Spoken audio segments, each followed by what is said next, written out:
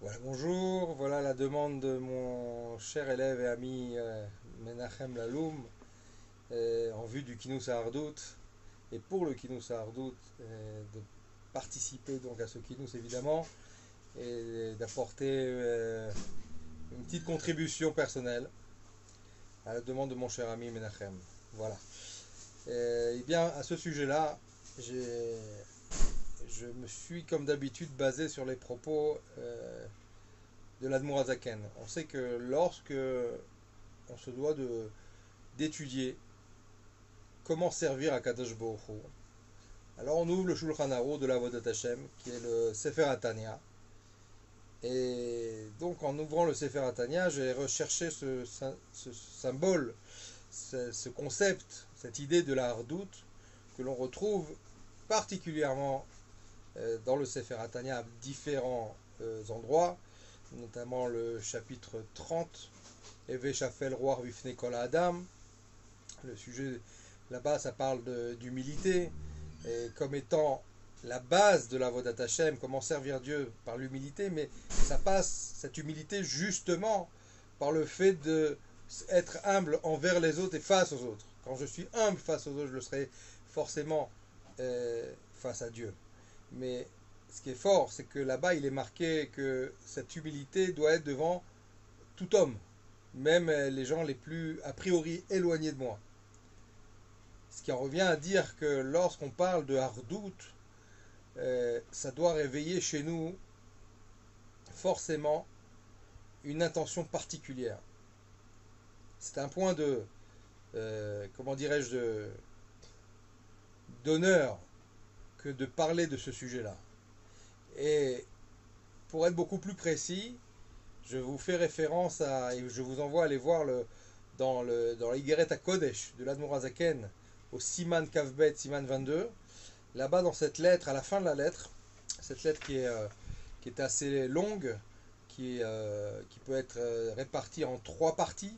La troisième partie, que je voudrais qu'on étudie ensemble maintenant, qui parle et qui fait référence justement à ce sujet de Hardout, qui est un point fondamental dans la Vodat Hashem, mais aussi dans le fait de faire venir Mashiach. Vous savez que la destruction du temple a eu lieu à cause de la haine gratuite. Et la haine gratuite, c'est pas comme on croit une haine parce que quelqu'un m'a fait du mal gratuitement, parce que non, ça peut être une haine que j'ai pour quelqu'un qui m'a fait du mal consciemment.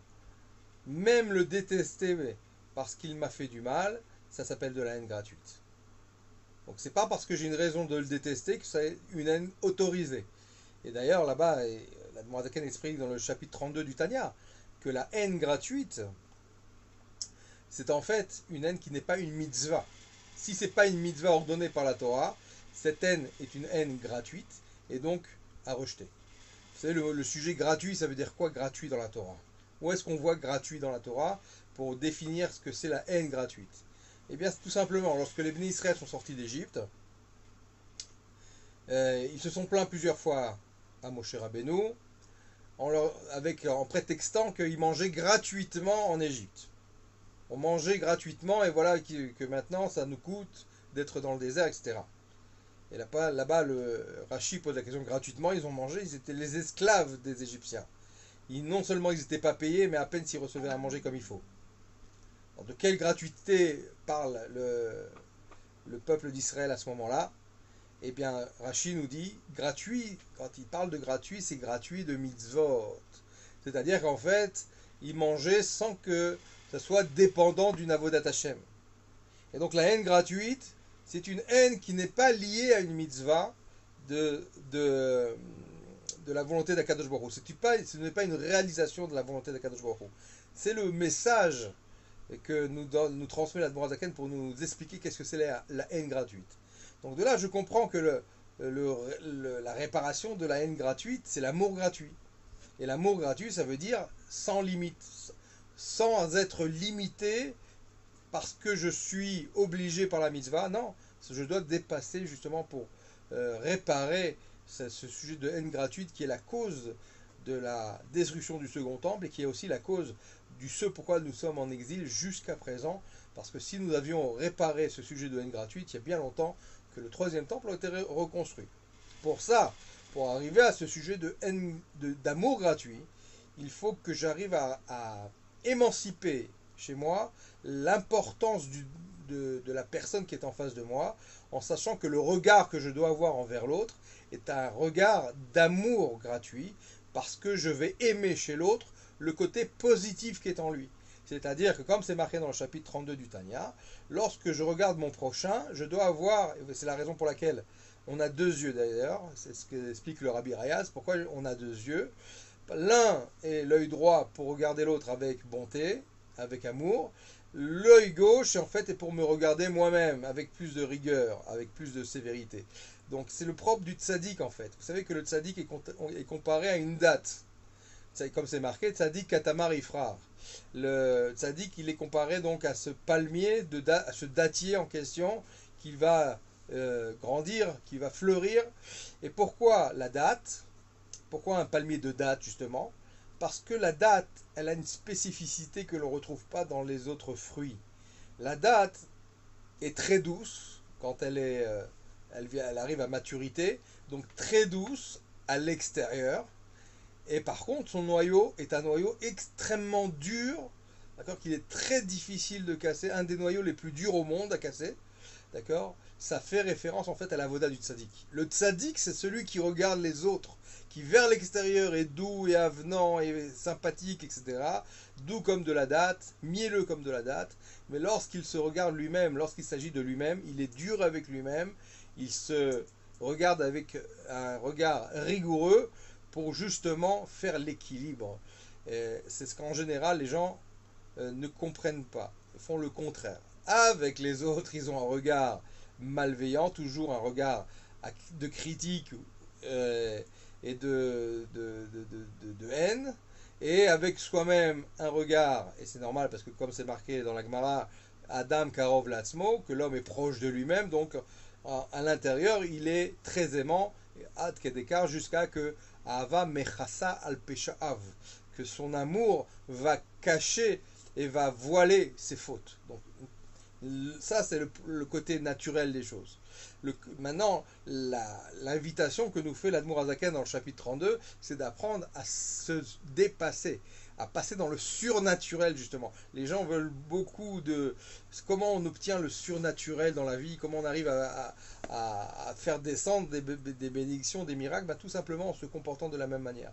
Lorsque je dépasse mon naturel quotidien, lorsque je vais me travailler pour être sympathique, gentil avec les autres, mielleux, comme la date, et dur avec moi-même, c'est-à-dire je vais être exigeant avec moi-même, je vais être sérieux avec moi-même, je vais m'imposer en fait des règles pour y arriver, alors mon avodat Hashem aura pour conséquence effectivement vers autrui d'être aimant, parce que en sachant que l'autre, eh bien lui aussi est une partie de Dieu.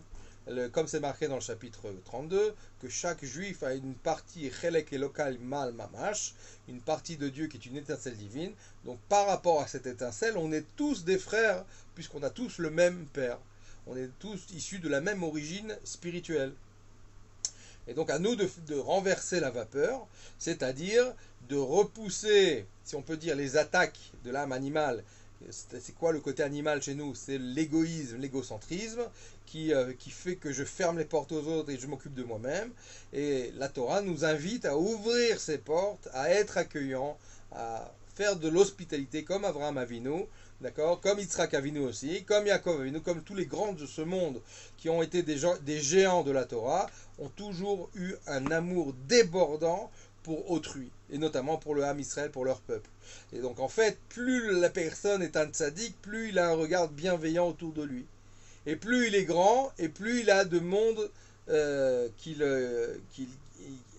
est aimé, et il aime les autres. Comme c'est marqué que, disait je crois le Maguide de Mezerich au sujet du Baal Shem Tov, Alvaï, que Dieu fasse que l'on embrasse un Sefer Torah, comme le Baal Shem Tov embrassait un grand rachat, un mécréant. Pour vous dire à quel point, avec quel amour, en fait, le Baal Shem Tov avait pour les gens qui étaient éloignés. Et même plus qu'éloignés. D'ailleurs, c'est marqué dans le Hayom Yom qu'un petit tzaddik, il aime les petits méchants. Et un grand tzaddik, il aime les grands méchants. Donc en fait, et c'est ce que le rabbi nous a toujours enseigné, de voir, de regarder le potentiel caché l'autre, le potentiel positif. Et là dans le Siman 22 de la Igeret Kodesh de l'Admour Hazaken, l'Admour Hazaken nous invite justement à ce travail d'être en union avec chacun, en communion avec chacun. Comment? Tout simplement, et je vais citer le texte, Ve'od zod edrosh mimalatrem. Encore une autre chose, je demanderai de votre part, Shelo le'ashlir dvaray acharechem, surtout ne jetez pas ces propos que je vais vous tenir.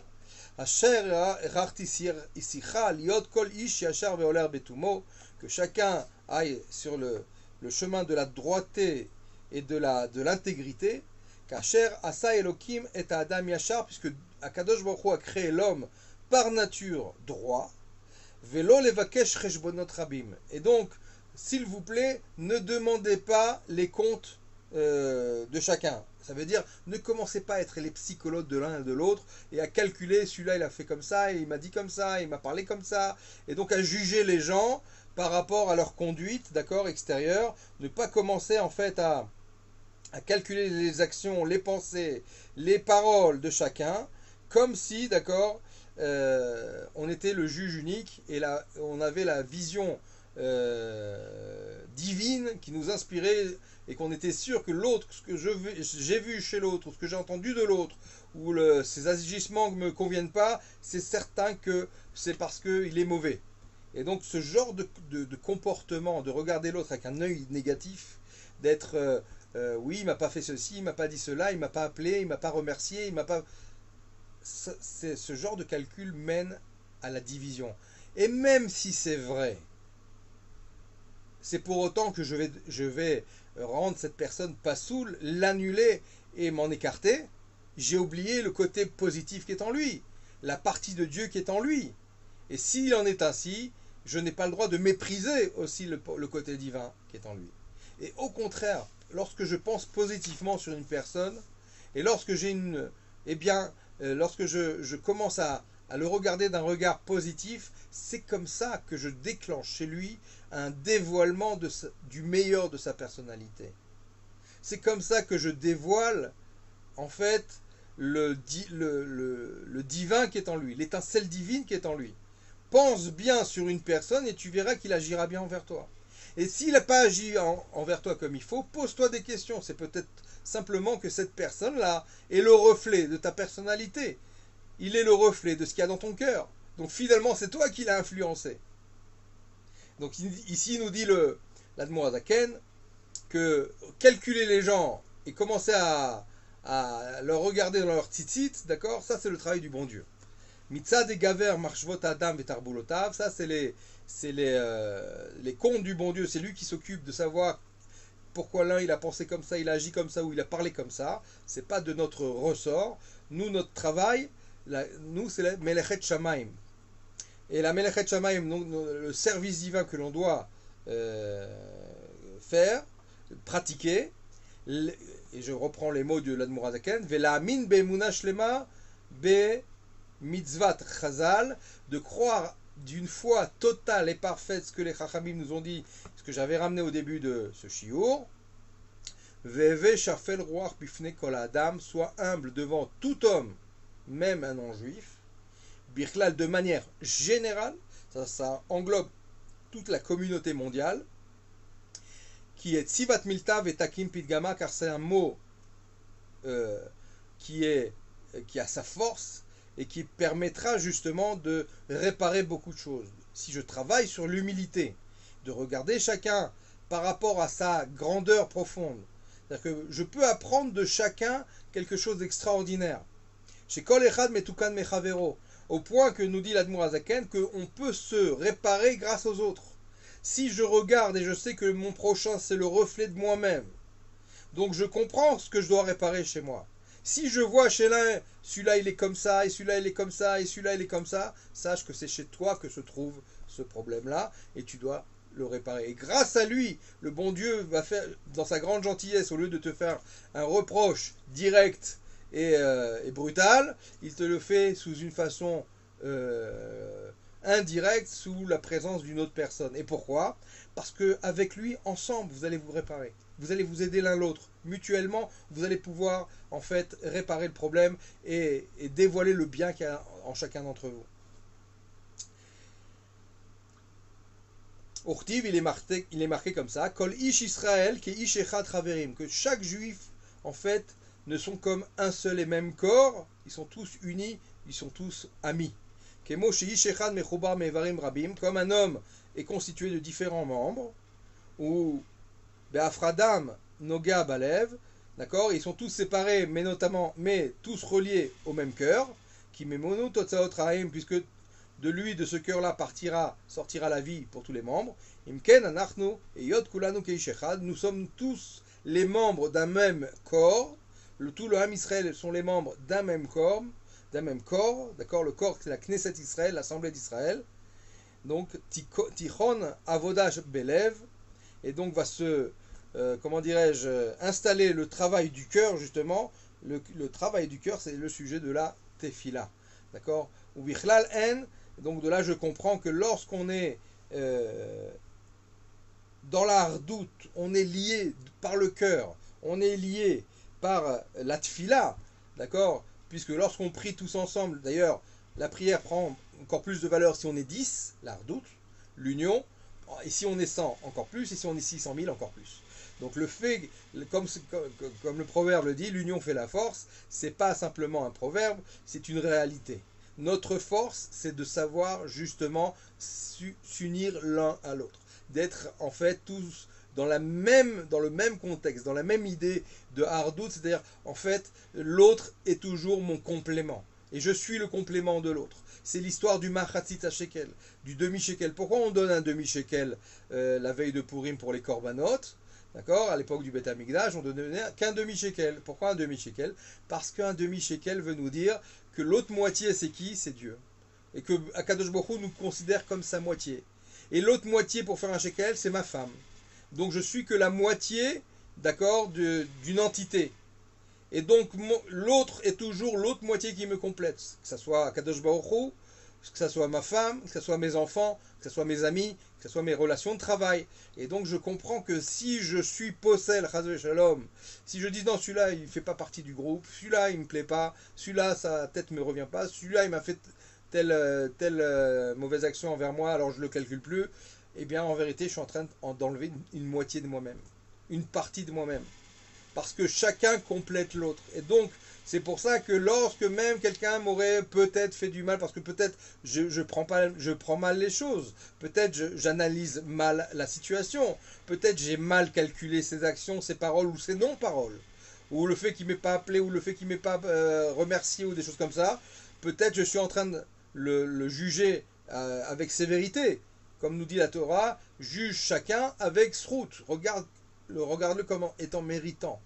Et dans ces cas-là, c'est comme ça que j'arriverai dans cet esprit d'être humble devant tout homme et de ne pas calculer les gens, mais au contraire de les prendre avec amour, chacun d'après son niveau, d'accord, le prendre tel qu'il est. C'est comme ça que j'apprends à m'unifier à l'ensemble de la communauté mondiale, pas simplement du Ham Israël, mais de l'homme avec un grand H dans toute sa dimension. Et ainsi, c'est comme ça que j'unifie le monde avec le Créateur. Et finalement, je révèle que Hachem Elokeinu Hachem Echad, que Dieu, l'éternel notre Dieu, il est un avec sa création, parce qu'en fait, finalement, chacun est une étincelle divine, une représentation d'Akadosh Baruch Hu, et donc je ne peux en aucun cas l'annuler ou la repousser, puisqu'elle est en fait une partie intégrante d'Akadosh Baruch Hu. Donc avec ce genre d'esprit, ce genre de vision des choses, comme nous l'enseigne l'Admor Hazaken, on ira Bezrat Hashem à la rencontre de Mashiach Tzidkenu Bekarov Mamash. Merci de votre attention. Besorot Tovot et Menachem Kol HaKavod pour ce Kinous Ardout. Il faut continuer dans ce sens-là. C'est grâce à cela qu'on ramènera et activera l'avenue de Mashiach, Techef ou Miad Mamash. Merci beaucoup. De bonnes nouvelles, Kol Tov.